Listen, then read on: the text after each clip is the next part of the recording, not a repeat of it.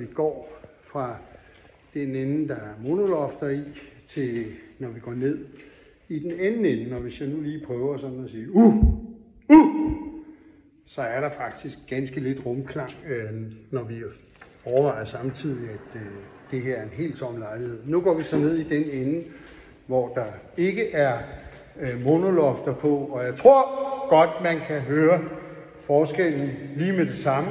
Det er lidt ligesom at komme ind i en kirke eller en balsal. Der